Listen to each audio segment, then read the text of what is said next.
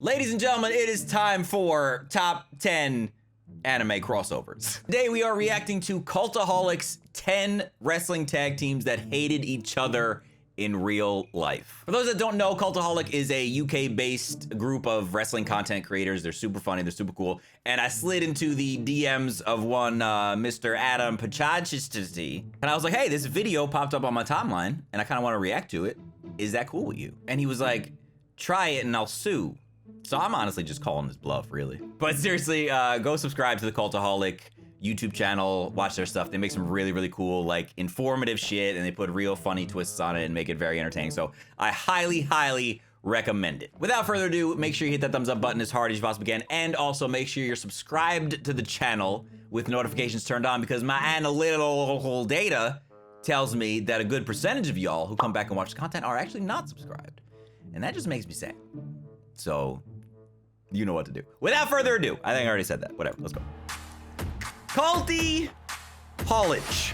Who doesn't love a good tag team? Me. Well, besides Vince McMahon, his son-in-law down the stairs in order to break a team up if he thought one or both of them could make him some money as a single star. But as fans, we do, or at least should, cherish tag teams. Sure. It's difficult to make it as a tag team, since getting the chemistry with another performer just right is often more difficult than you would imagine. Many times we've seen two perfectly good performers fall short when teaming because something just isn't quite right. Something just ain't One of right. the reasons for that is perhaps because the two talents simply didn't like each other. It is, after all, harder to produce great work if you're doing it with someone either that you don't like or don't respect. I mean, a guy like myself can produce first-class content on a shockingly consistent basis, despite my overwhelming hatred and resentment for my colleagues. That is a fair But the point. world, sadly, isn't full of Adam I feel for them, if Pacitis. anything. Although Look. sometimes tag teams that don't get along can look past their differences and produce magic in the squared circle. How Yes, cool. even though it might look like they're the best of friends come showtime, there are plenty of instances of tag teams who would rather kick their partner's head in before they split a tab I don't together. believe you. Can you tell me 10 I'm of them? Adam Pacitis from Cultaholic.com, and these are 10 wrestling tag teams that can. hated each other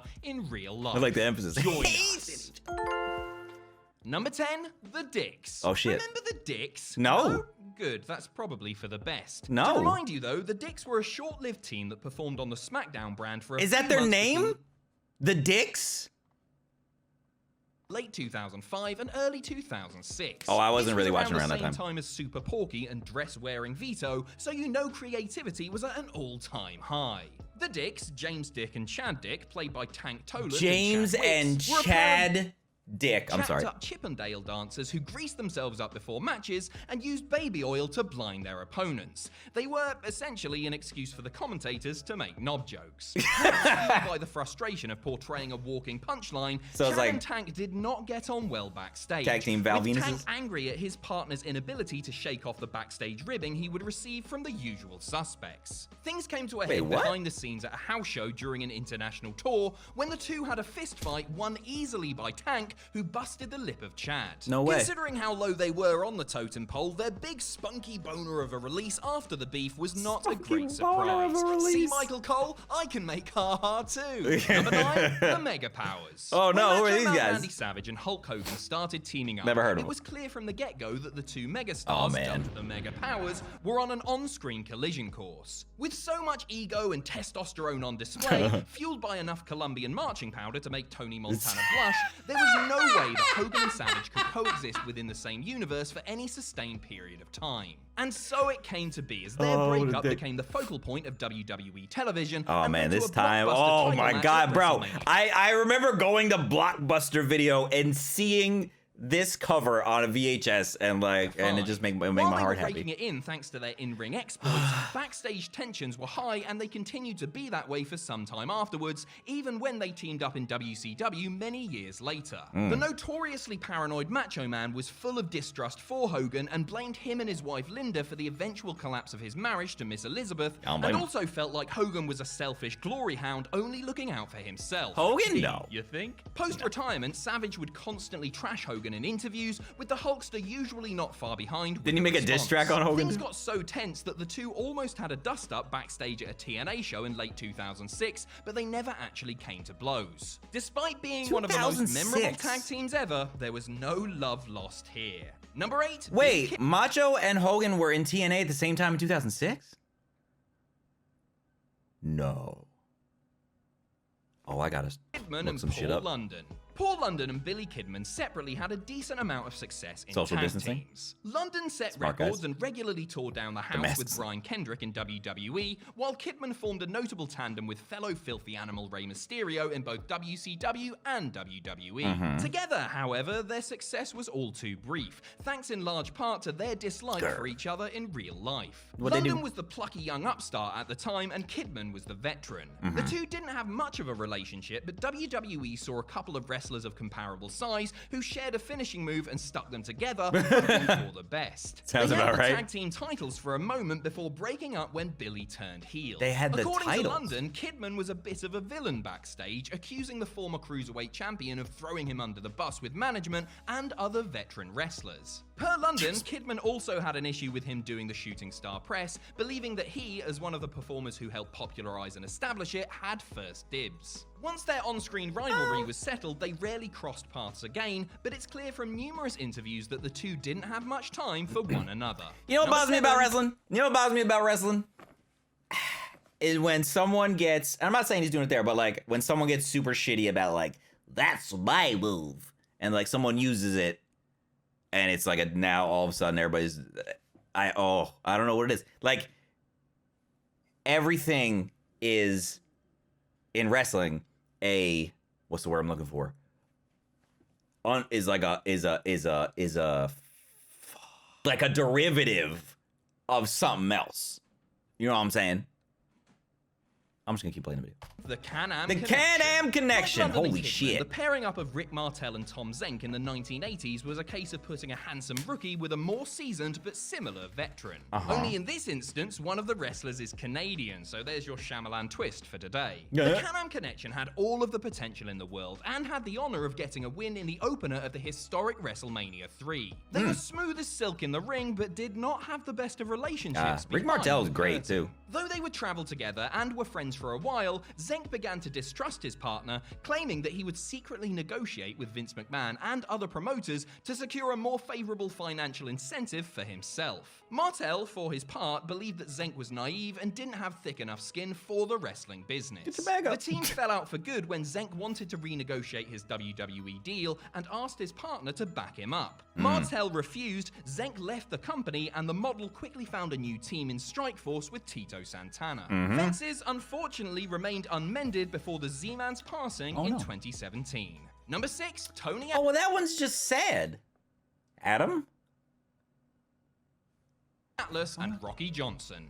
Tony Atlas and Rocky Johnson, two deserved WWE Hall of Famers, made history as the Soul Patrol tag team, becoming the first African-American tandem to win the tag team titles. All true. They had the look and the charisma, and they had a pretty damn decent run for a few years there, breaking barriers while being bonded together by a shared struggle. They held the titles for 154 days, Rocky got that but while widow's each respected the other, there were issues present and the two were far from best friends. Oh no. While Johnson was a professional and kept his troubles out of the locker room and the ring, he was upset with what was perceived as his partner's unprofessionalism, claiming that Atlas would no-show bookings and was hard to do business with. Atlas, from his perspective, felt as though Said, he was stranded on occasion, accusing The Rock's father of neglecting to give him rides when he had previously promised that he would. There were rumors that the two had almost come to blows backstage, and neither had been shy about discussing their issues with the other in interviews. However, when the Soul Man passed away in early 2020, Mr. USA admitted many of his shortcomings and expressed much love and admiration for his former running buddy. Number 5? Well, yeah, because now you feel bad, because you don't, see, this is the thing, you gotta mend the fences before people are gone. There's a phrase I heard, I started hearing a lot more recently, and it stuck with me, and I like it a lot. It's give your people their flowers while they're still here.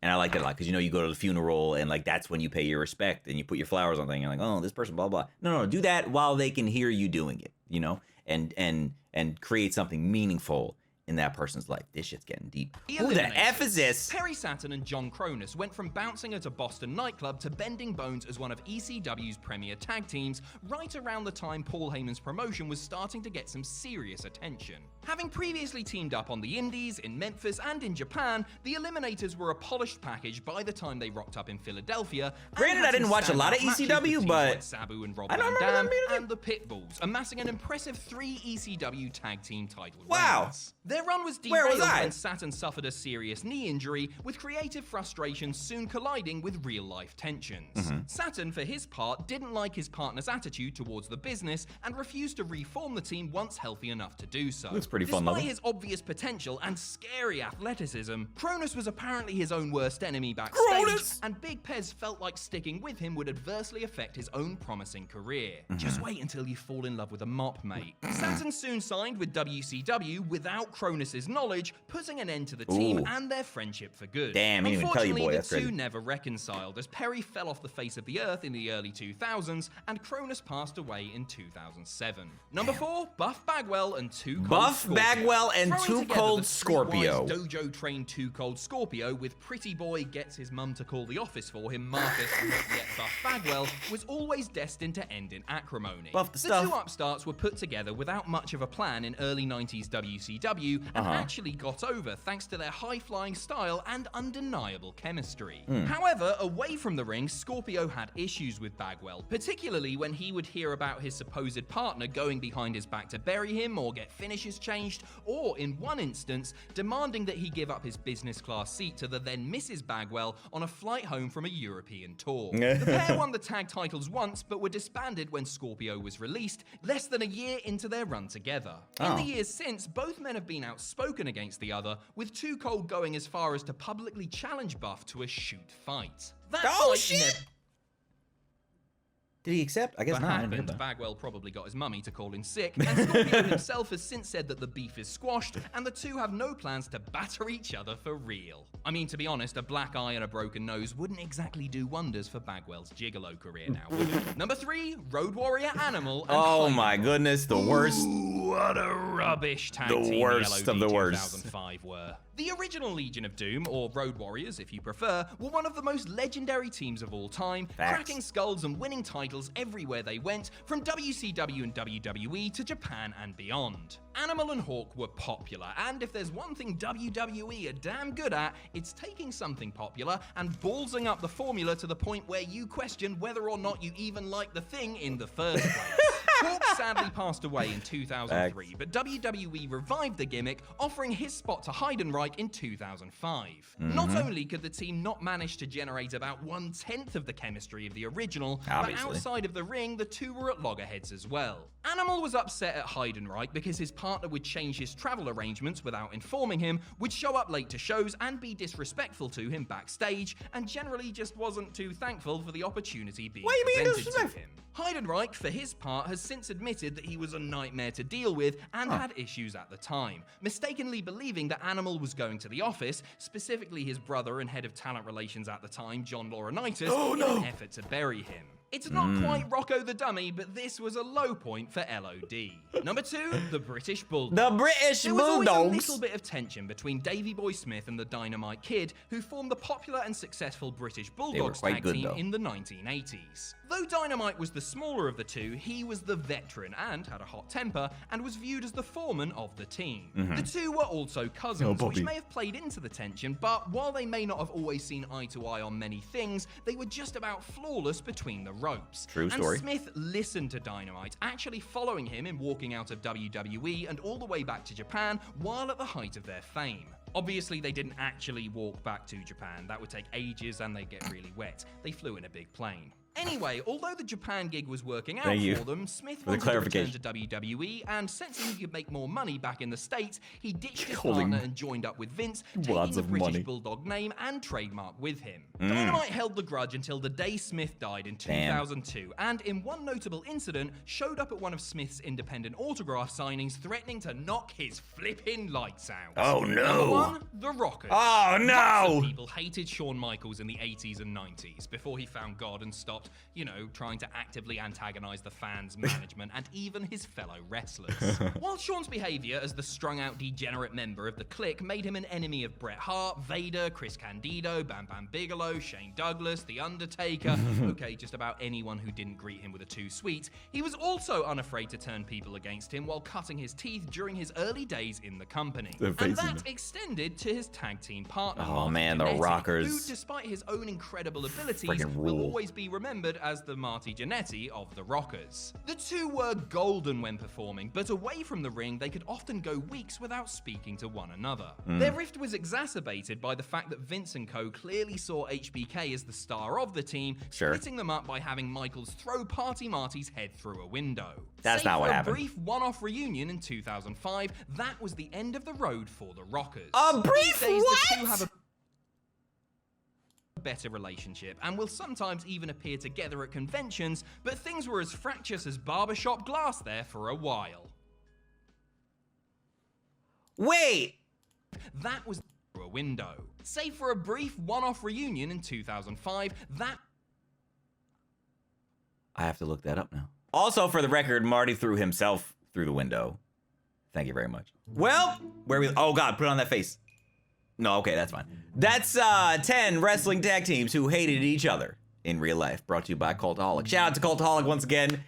Make sure you're subscribed to their channel, to this channel. Follow them on Twitter. Follow your boy on Twitter. Show everybody some love. There's enough love to go around, so let's spread it like a nope, not gonna. I'm gonna spend the next couple minutes of my life trying to figure out why I didn't hear about that Rockers reunion in 2005. So that's what I'm gonna go do. You should, however, hit that thumbs up button as hard as you possibly can and stay tuned for much more. Thank you for stopping by. Plenty more stuff coming your way. You guys seem to really be enjoying these little reaction things lately. So, you know, if you got some cool ideas for stuff you want me to react to, toss them my way and I'll let you know. Thank you for stopping by. I'll see you next time. Peace!